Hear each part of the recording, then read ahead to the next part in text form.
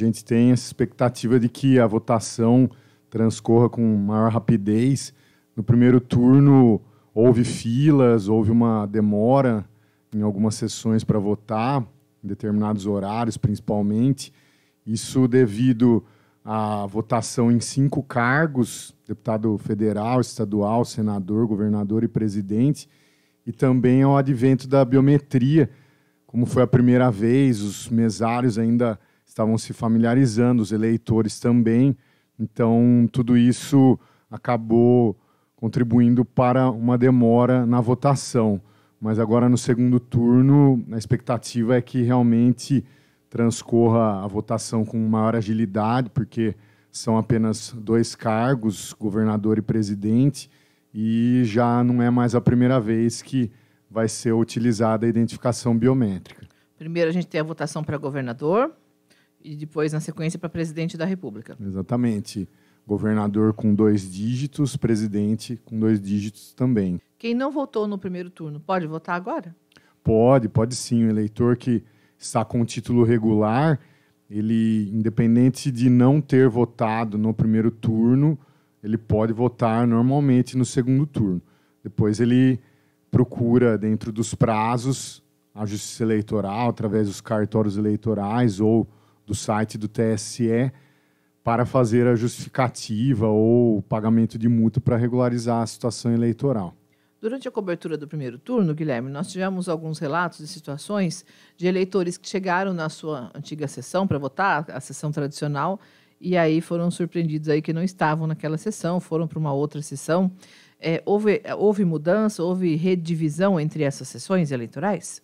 Houve algumas mudanças durante o cadastramento biométrico, que foi realizado em Rio Claro, em outras cidades do país.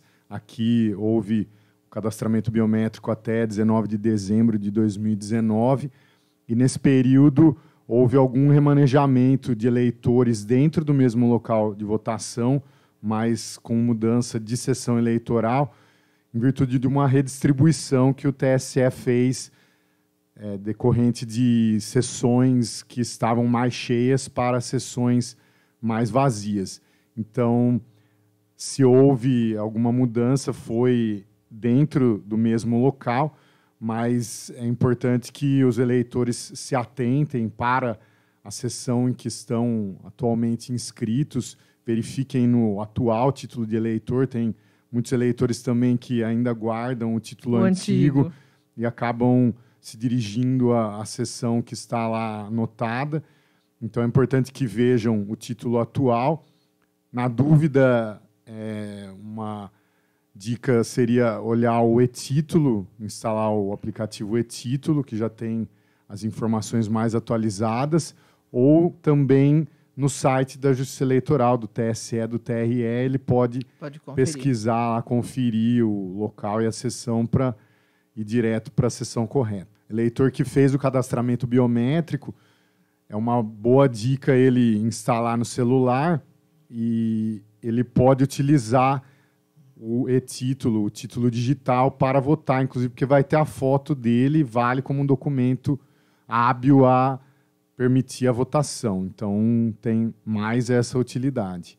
Recapitulando aqui, né, Guilherme, você já orientou no primeiro turno, a pessoa ela tem que levar um documento com foto, não precisa necessariamente ter o título em mãos, né? Mas ela precisa saber em qual sessão ela vota. Exatamente. O documento obrigatório, inclusive para as pessoas que já fizeram a biometria, é o documento de identificação com foto. Então, RG, CNH, passaporte, a carteira de trabalho, carteira profissional daquelas entidades OAB, CRM, CREA.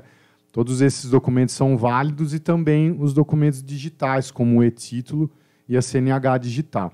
O título, se for aquele verdinho ou branquinho, ele ajuda o eleitor, como a gente falou, a identificar a sessão em que ele está atualmente inscrito. Porém, se a pessoa levar só esses documentos, que não tem foto, ela não vai poder votar, ela vai ter que voltar em casa, dar uma corrida para pegar o documento com foto. Pode usar a camiseta do candidato, o broche do candidato, não há problema nenhum, desde que seja silenciosa essa manifestação, né? Exatamente. A legislação ela permite a manifestação individual e silenciosa do eleitor. Então, esse tipo de propaganda, através de camiseta, brocha, adesivo, a camiseta da cor que o eleitor preferir, pode ser realizada.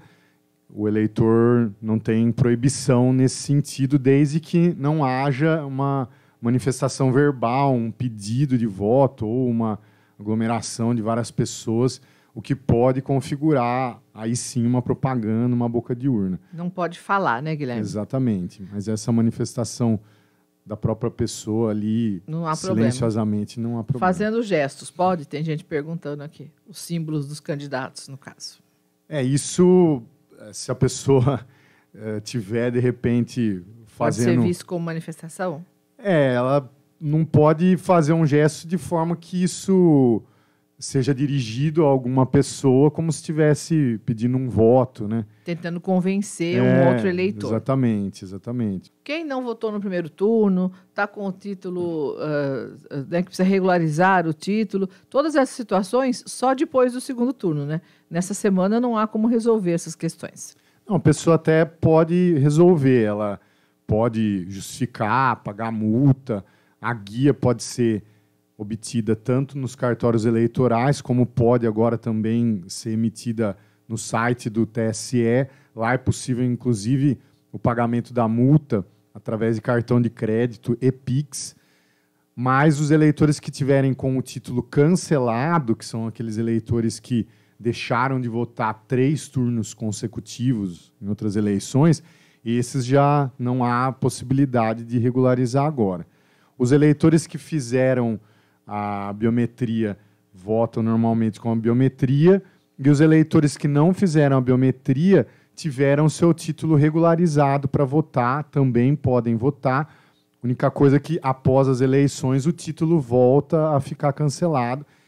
Aí sim eles precisam se dirigir aos cartórios eleitorais para regularizar. A gente coloca os cartórios eleitorais à disposição, os 2 cartórios eleitorais de Rio Claro, o cartório eleitoral também da Zona 245, que atende os outros municípios, ficam o dia todo abertos. Então, os eleitores que tiverem qualquer dúvida podem se dirigir ao cartório, que a gente já resolve essa dúvida, que pode, às vezes, até estar dificultando a votação, e o eleitor pode retornar ao local de votação e fazer a sua votação com tranquilidade. Então, estamos à disposição de todos. Esqueci de perguntar, justificativo. Quem não está, quem estiver aqui em Rio Claro e vota em outra cidade, como deve proceder? Existem algumas escolas que têm a mesa de justificativas. Preferencialmente, a gente orienta os eleitores a fazer a justificativa pelo e-título, que agora tem essa funcionalidade. No primeiro turno funcionou muito bem, não teve nenhum problema no aplicativo. Então, isso faz com que os locais de votação também fiquem menos sobrecarregados.